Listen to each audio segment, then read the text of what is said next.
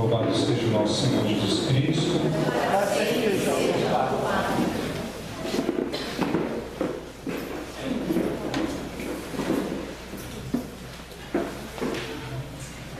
Hoje, o que o Senhor pede para nós, nessa partilha, mais do que uma pregação, uma partilha e um ensino que o Senhor quer que nós levemos nesta noite para a nossa vida diária. A cura pela Palavra de Deus. A Palavra de Deus nos salva e nos liberta. Mas como isso se dá? Eu gostaria de ler um trechinho de Sabedoria 16:12. Livro de Sabedoria, capítulo 16, versículo 12. Na página 856 da Bíblia de Maria, diz assim: não foi uma erva, nem algum unguento que os curou, mas a vossa palavra que cura todas as coisas, Senhor. Porque vós sois Senhor da vida e da morte. Vós conduzis as portas do Hades e de lá tirais. Palavras do Senhor. Graças a Deus. Vejam só. Nós sabemos que antes de nós falarmos qualquer coisa, o que nós fazemos antes de falar? Nós pensamos, não é? Se você fala sem pensar, você tem problema. Não é verdade? Todas as vezes em que nós falamos alguma coisa sem pensar, tem alguma reação. Então, sempre que nós vamos falar alguma coisa, o falar mesmo, daquilo que é colocado, que você quer que cause um efeito para as pessoas, ou para o momento que você vai dizer, você pensa. Agora, vamos trazer isso para a Palavra de Deus. Nós temos aqui, irmãos, uma biblioteca daquilo que o Senhor quis para nós. Mas quando a gente ouve dizer a frase, ou esse adjetivo, ou sei lá, substantivo que seja, Palavra de Deus, nós pensamos que é só o algo escrito. Não, mas o algo escrito foi antes pensado e depois falado. Vocês entenderam? Então, quando a gente se refere Palavra de Deus, é algo que antes de todos os tempos o Senhor pensou e falou. Vocês entenderam?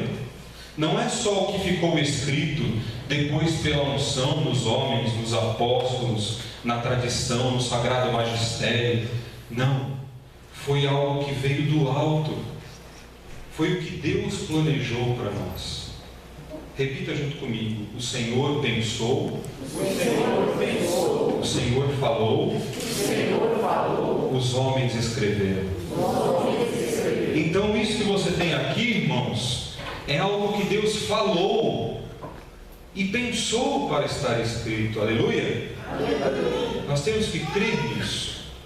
Então, toda a palavra de Deus, quando ela é usada na nossa vida, seja em qualquer momento que for, ela deve ter um impacto profundo no nosso ser. Você está com um problema na sua casa? Recorra à palavra de Deus, ela vai te dar uma resposta. Você está com uma ansiedade, uma depressão, você está num momento de angústia? Recorra à palavra de Deus. Olha, se nós soubéssemos dar valor, todas as vezes em que a palavra de Deus fosse proclamada, seja pela televisão, pelo rádio, pela internet, na Santa Missa, na celebração da palavra, que é onde o ênfase é a palavra da boca de Deus, que foi pensada, olha que lindo, que foi falada por Ele, através de profetas, discípulos, apóstolos, missionários, e depois foi escrita pela unção do Espírito Santo, e que nós carregamos até hoje para que nos recordasse. Mas ela aconteceu, ela acontece e ela acontecerá para todos sempre. Então a palavra de Deus, quando ela é usada na nossa vida, e esse é o ensinamento de hoje, ela nos traz libertação, ela nos traz cura, ela nos traz bênção, ela abre os caminhos. Por que eu estou dizendo isso? Hoje nós estamos hedonistas. Que raio de palavra é essa? A humanidade está hedonista. Hedonismo significa procurar o prazer a toda custa. Custe o que custar, eu quero ter o prazer agora e já. Só que a palavra de Deus, ela é antes, ela é durante e ela é depois. Esse é o grande prazer. Não o agora e já, mas o que nós podemos recorrer atrás, agora e lá na frente, porque ela jamais passará, diz o Senhor. Minhas palavras jamais passarão. Então o mundo está colocando para nós: viva tudo hoje, viva tudo agora, queira tudo para já, compre já, faça isso, tenha hoje na sua casa. É comida fast food, não é? É compre o melhor celular, é compre a última moda, é compre o último sapato, e todas essas coisas vão tirando-nos a carga que é o antes, o durante e o depois. Nós deixamos de acreditar na vida eterna que virá para querer viver tudo agora já. Eu estava lendo uma reportagem há umas semanas atrás de como tem crescido o índice de jovens suicidas no Japão, na China, na Coreia e alguns outros países da Europa.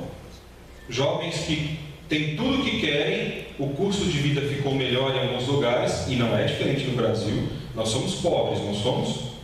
Ou tem muitos ricos aqui entre nós, né? Eu sou pobre, pelo menos assim, não passo fome, mas somos pobres, né? Graças a Deus. E nós estamos conseguindo adquirir as coisas, não estamos? Eu estava pensando, na semana passada a Angélica pregou, né? O Júnior pregou a semana passada, a Angélica pregou antes, que falava sobre se despir da cultura do bem-estar, e que nós temos tudo fácil, e realmente é fácil, porque eu me lembro que a maçã era algo difícil de ter em casa. Eu me lembro que para tomar refrigerante, quando eu era pequeno, eu esperava ir na casa do meu avô, que passava um caminhão que tinha tubaína, né? E era assim. E hoje você tem tudo fácil em qualquer lugar, põe a moedinha, cai, toma, compra aqui, em cada esquina tem alguma coisa vendendo. Mesmo que nós ganhemos pouco e que somos pobres, está tudo mais acessível, não está? Isso é um perigo. Isso é um perigo, é muito bom, mas é um perigo, porque nós podemos esquecer das coisas duradouras. O casamento passa, você pode trocar quando você quiser, não é? Não é o que estão falando aí? Hoje, antigamente você namorava para se conhecer, hoje é ficar. Estamos trocando as coisas duradouras pelas coisas passageiras. A palavra de Deus não é passageira, povo de Deus. Se você quer ser curado, liberto e salvo, é preciso ter a palavra de Deus constantemente na tua vida. Ela não pode ser passageira, como o mundo está oferecendo nos fast foods da vida aí. Então esses jovens de outros países que estão tendo acesso, como nós estamos tendo as coisas, por causa da globalização, a economia mundial, tudo é importado. Quem diria que eu teria um carrinho com controle remoto? Importa da China, é tudo mais barato, não é assim? Globalização. E olha como isso afeta a fé, porque você consegue comprar, consumir, gastar e vai deixando o que é duradouro. Você precisa ser curado? Sim ou não? Sim. Precisa ser liberto? Sim. É preciso ter a palavra de Deus constante na sua vida. Agora, troque o pensamento de palavra de Deus somente a escrita. Sim, ela é onde nós recorremos à vontade de Deus para nós, mas a palavra de Deus ela tem que ser atuante. Eu tenho que ler a Bíblia, ou ouvir a Bíblia, escutá-la no rádio, na televisão, ou por algum irmão, ou na Santa Missa, e ela tem que causar uma mudança em mim, porque é Deus falando comigo, é Deus lançando aquilo que Ele quer para a minha vida.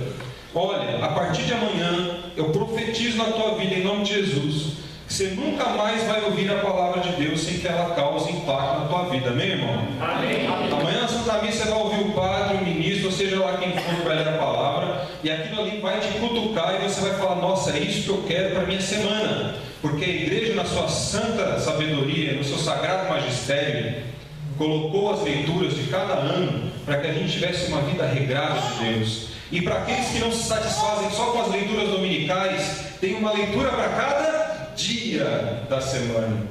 Eu pergunto para você lê todos os dias o Evangelho do dia? Pelo menos o Evangelho do dia? Tem que ler, irmão. Tem que ler porque é a vontade de Deus para mim naquele dia. Acordo de manhã, não deu tempo, mas eu vou para o trabalho, na hora do almoço dou um jeitinho ali de pegar no celular. E isso é bom, nesse momento é bom a globalização, porque agora você tem acesso ali, né? 3G lá no celular, abre ali a palavra de Deus, cata ali, dá uma lida. Nossa, é o que o Senhor quer para mim hoje. É o que eu tenho que fazer hoje. Entenderam? Use as coisas, ame as pessoas. Use o que você tem, mas ame a palavra de Deus. Não deixe que seja ao contrário, ser usado pelas coisas. Não deixe. Então não deixe que o mundo, na sua corrida diária, na sua vida, troque o seu objetivo de vida, que é a palavra de Deus. Amém? Se você vem no grupo de oração, você vai na missa, porque você crê na palavra de Deus. Uma vez eu disse para um irmão, fui até muito radical, vamos dizer assim. Eu falei para ele: se você não acredita nisso daqui, meu irmão, você já era, está morto, né? E não deixa de ser verdade. Só que fui um pouco grosso com ele, né? Eu era muito mais radical, vamos dizer assim, do jeito de falar. Depois Deus foi ponderando, né? Brigava mesmo com as pessoas, queria enfiar a palavra de Deus goela abaixo da pessoa. A palavra de Deus tem o poder do Criador. Em Gênesis 1:3 diz assim: Deus disse: haja luz. E o que aconteceu? Houve luz. A luz se fez. Entender? A palavra de Deus tem o poder sobre a natureza. Em Êxodo 14:15, o Senhor disse a Moisés: por que clamas a mim? Dize aos filhos de Israel que marchem, e eu abrirei o mar vermelho. A palavra de Deus mexe com a natureza, se preciso for. A palavra de Deus tem o poder de orientar e consolar.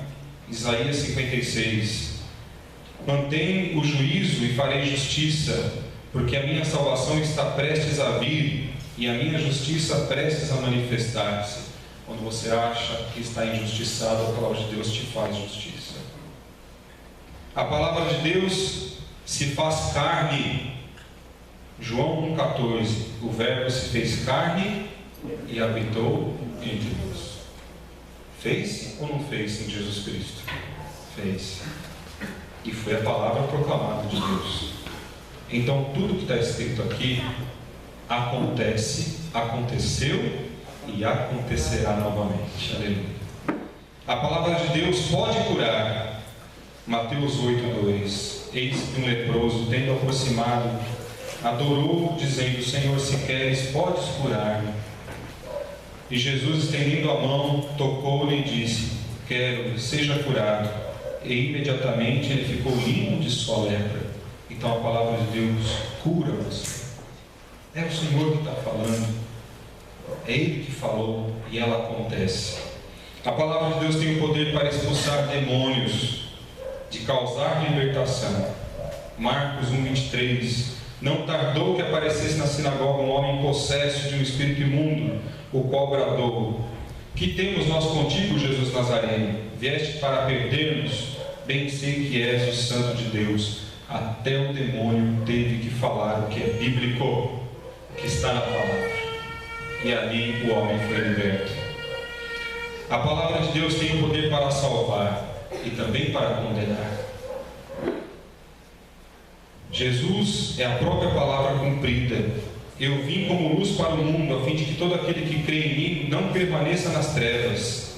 Aquele que ouve as minhas palavras e as põe em prática, eu não o julgo, porque não vim para julgar o mundo, e sim para salvá-lo.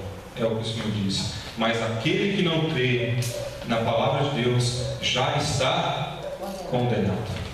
Não porque Deus é mau ou Jesus não quer, mas porque Ele mesmo está se condenando. Entendeu, irmão? Então eu te pergunto: você crê na palavra de Deus? Então você está salvo, aleluia. Entendeu? Continue crendo na palavra de Deus e você será salvo. E não só tu, também a tua casa.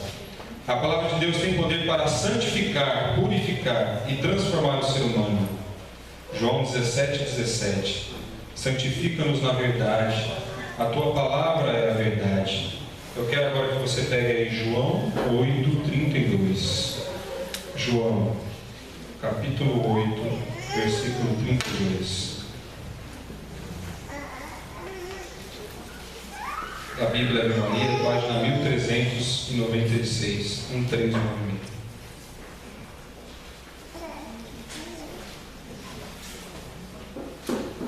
Amém? Acompanhe aí junto comigo. Vamos do 30 até o 33. Tendo proferido essas palavras, muitos creram nele. E Jesus dizia aos judeus que nele creram: se permanecerdes na minha palavra, sereis meus verdadeiros discípulos. Conhecereis a verdade, e a verdade vos libertará. Palavras da salvação. Vejam só, a verdade está expressa na palavra de Deus. Se você tem dúvida de algo na tua vida, que ninguém pode dar um conselho permanente, que ninguém pode te ajudar, aqui não tem erro. O que a palavra fala? Se a palavra fala que isso é errado, é errado. Porque sempre foi errado, é errado e será sempre errado. Amém? Amém. Não me venha falar que o diabo não existe. Tem muita gente pregando aí que o diabo não existe. Então rasgue 300 páginas da Bíblia. Porque lá está escrito que Jesus lutou com quem? Ou Jesus era louco no deserto. Não é? Então tudo que está escrito é verdade, e a verdade vos libertará. Ah, eu estou confuso. Que decisão tomar na minha vida, no meu matrimônio, no meu relacionamento, na minha casa, no meu trabalho? Recorra à palavra que ela vai ensinar. Se você não tem o conhecimento ainda, o discernimento, peça para um irmão cristão católico rezar por você, para que tenha um discernimento. Tire a palavra junto contigo, leia o Evangelho do dia. Olha como o Evangelho do dia às vezes tem falado conosco.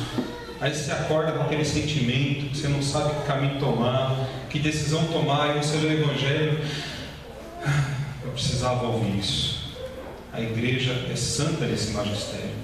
Então nós temos que acreditar que a Bíblia, ao contrário do que pregam por aí, nos salva, nos liberta pela verdade. Existem alguns ativistas no Brasil, céticos, não creem em nada, são ateus, né? Que têm rasgado Bíblias em locais públicos. Isso já é um ultraje, um vexame. Não se trata de rasgar o papel, mas se trata de eles abominarem a verdade de Deus, né? A sagrada fé das pessoas. E esses ativistas têm dito por aí que a Bíblia e a religião aprisionam o homem. Karl Marx já falava isso, né? Pessoas que tentaram defender muito a libertação do homem pela ignorância da religião. Então tem pregado muito isso, e muita gente está pregando e acreditando nisso, de que a religião aprisiona o homem. Ah, não vou na igreja, eu rezo em casa, tenho uma fé pequena desse tamanho, uma fé que não incomoda, uma fé do meu bel prazer, que eu vou quando eu quero, uma fé na palavra de Deus que é assim: eu acredito até onde mexe comigo. A hora que mexeu na minha ferida, eu já não creio mais. Eu já não creio mais. Entenderam? É difícil hoje ser tão claro para as pessoas.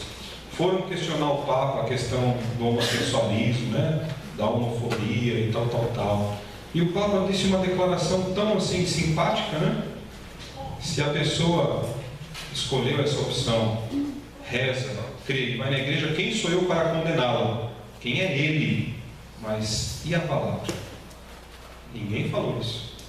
Ninguém pensou nisso. O que está escrito na palavra sobre tal situação? Vamos ler. Leia lá Romanos 8. Vamos ler. Leia Romanos 2 e vocês vão entender. Não é o homem, não somos nós cristãos, não é o Papa, é a palavra de Deus que salva e liberta, irmãos. O que podemos fazer contra a palavra de Deus? Nada, porque ela é a verdade. Entenderam? Então, quer ser liberto, quer viver na verdade, creia na palavra de Deus. Para fechar, eu quero passar para vocês uns passos que nós da comunidade temos como obrigação de fazer diariamente, pelo menos deveríamos, né, filho?